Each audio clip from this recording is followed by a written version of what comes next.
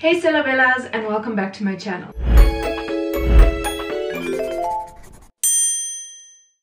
So for those of you who follow me on Instagram, you would see that I am trying to eat more vegetarian meals in my diet. Chicken makes me sick, red meat is not really my vibe, and then I do enjoy the occasional seafood, but then again is also only like prawns or sushi or crab curry. I don't really like fish itself.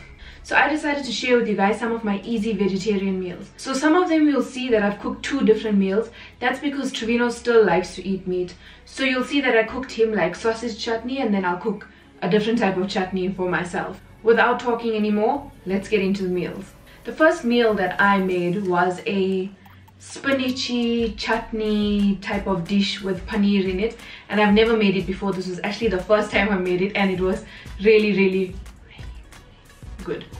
So in here I just have a very small piece of chili from my garden, and I've got some onions chopped into little cubes, and I'm just going to let these onions get a little soft. The stove is on 3 and I've got some olive oil in here, and then I just added in some ginger and garlic paste, and now I'm going to add in some chili powder, just about a teaspoon,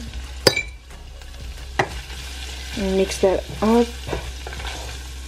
You need to let the chili powder cook a little bit before you put in the other food, or it's going to be grainy in your curry. I've just added in some pureed tomatoes. So Trevino's meal was sausage chutney.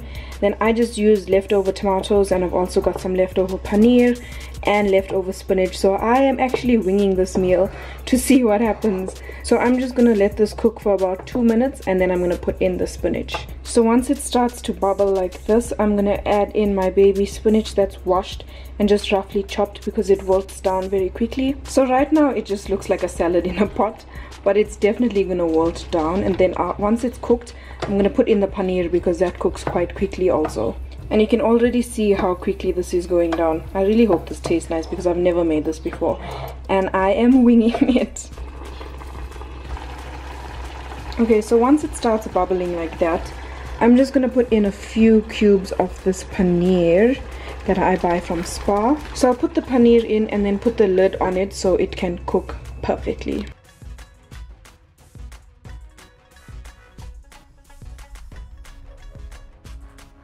So next I made this lasagna that I've been making for quite a while. So the first time that I made it, Trevino was like, pfft, and then I was like, okay, this is a good recipe. And I buy the spinach lasagna sheets from Spar. It's literally just green lasagna. And for some reason, I can never get the quantity of filling right. So my lasagna is always like this thin. I think the next time I make it, I need to double or like triple the amount of spinach and mushrooms I buy, so that I can get like a nice thick stack of cheesy, spinachy, mushroomy lasagna. Oh my word, that tastes. So in here, I've just got some onions. So I have this hot sauce from a restaurant. It doesn't have a name on it, but it's extremely hot, and I only use it to cook. So I'm just going to put a little bit in there, just for some flavor. I think that was a bit too much, but it's fine, we'll survive. So once it starts releasing the water, I'm going to put in some chopped up spinach. And when I'm cooking spinach, I like to put the lid on it so that the leaves wilt faster. Okay, so the water is going down, and I've just put in some salt, pepper, and some dry chili flakes because it's not really that spicy, and I like spicy food.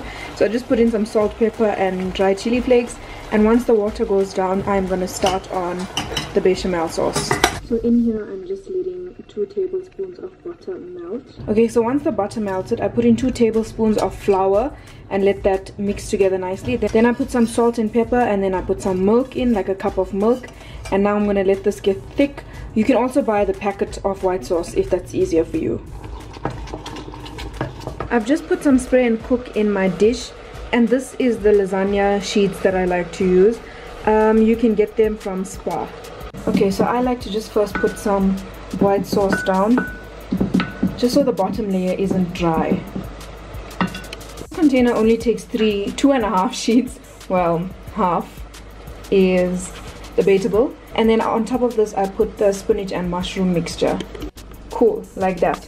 And then on top of this, I put lasagna sheets again, and then one more layer of the filling and then I'll show you how I finish it off. So I currently have lasagna filling, white sauce.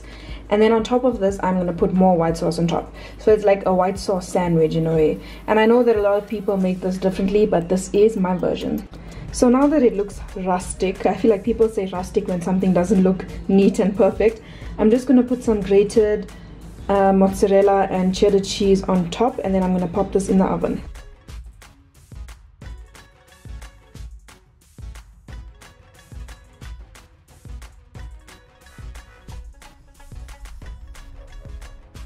Guys, wow, look at this. Oh my gosh. Can you hear it?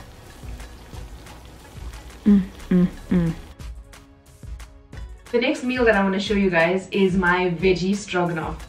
Now this could be made vegan if you don't put in the stroganoff packet, and you can just use any other spices, but it has the cream base, so you don't really need that stroganoff packet, to be honest. And once again, I made normal beef stroganoff for Trevino, and then I made a veg stroganoff for myself. I think this housewife thing is really growing on me because I love being in the kitchen for certain things only though.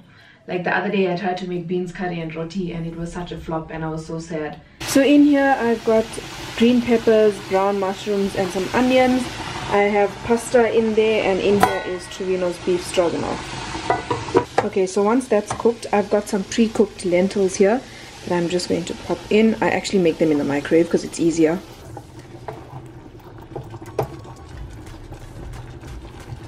While that's going, I'm just going to put the rest of this beef stroganoff pack in here, and then I'm going to top it up. I'll do that properly now. Then I'm going to top it up with coconut cream. I used half for Trevino and I've got the rest for me. And then it's going to look like this, and you're going to want to mix it so it doesn't get too thick. You can always just put some more water in or coconut cream if you have. This recipe can be made vegan if you don't use this pack, because it does say that it contains cow's milk in it. The next meal, okay, so for this meal, my sister came to our house and she was watching, what was she watching? Hotel Transylvania. And she was watching Hotel Transylvania. So I'm like, Kiki, do you want to eat a taco? It's a vegetarian taco. And she's like, no, it's fine. Then when she saw what it looked like, she's like, okay, I'll have one. And she ended up eating like 2 or 3 because they were so delicious. And when I first started cooking this, I honestly thought that the filling was going to be way too much. Because I have that problem where I don't know how to cook for 2 people. Like, I'll just cook a whole pot and then it's like, who's going to eat all of this? So literally, this was, I think, the best dish in this entire video. And I can't wait to make this meal again. I think we're going to do Taco Tuesday, our house. All the Celebellas are invited. Cool. So in here, I put some quinoa and the black beans and just covered it with water. Then I'm going to put some salt and put the lid on and let it cook. I have a feeling that this might be way too much for the 2 of us. But let's see what happens. So this is just like a simple salsa vibe. And then I slice some avos and just put lemon juice and pepper on it. My sister is here, she's watching Hotel Transylvania, that's what you can hear in the background. Okay, so you guys can see the beans and quinoa filling, and then I made a little salsa. It's just basically like sambals. It's just tomatoes, onions and coriander, and then I topped it off with some lemon. Oh wow, some lemon with some avo and lemon juice. And then finally, just a very simple macaroni and cheese. There's a very cute bird on this window and I keep looking outside to look at the bird, but the bird is not a Celebella, you are a Celebella. Okay, so very simple mac and cheese. The thing that I think took it a little bit further was the grated cauliflower. Oh my word, it was just so good, you guys. Like just the brown, it was buttery, it was a really good mac and cheese. So in here I just have some normal macaroni. I made a white sauce that you guys have seen me make before. And then here I just grated a head of cauliflower. I'm sure you can buy it already riced. And then I just put in a little bit of Parmesan cheese, some olive oil, chili flakes and fresh thyme. And I'm going to let this brown a little bit and then add it to my macaroni. You guys can see that this is getting a little bit more brown and toasty, which is just going to make it taste even better. And it's going to add like a different color to our very plainly colored dish here. And I also like all my stuff to be fried a little bit extra crispy. So I figured that this is going to be a bit too hard to show you as I'm doing it, so I'm just going to show you in steps. So I've just put all the macaroni down, and now I'm going to put the white sauce and the cauliflower and then mix it up. So I've just added in all the white sauce, and I'm just going to spread it and mix it around so that most of the macaroni is coated with the sauce. And the cauliflower is in. Then I'm just going to add some grated cheese on top, but I'm still going to mix everything in. Okay, once your pasta is looking nice and rustic, I'm going to add something on top now.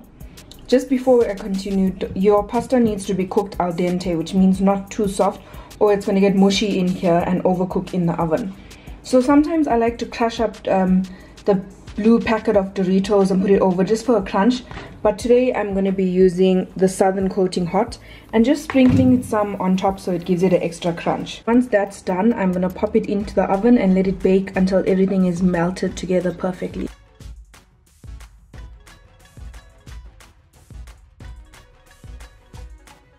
Please give this video a thumbs up if you enjoyed my recipes. If you guys want to see more of these videos, please do check out my highlight on Instagram called Taste Bud Tales.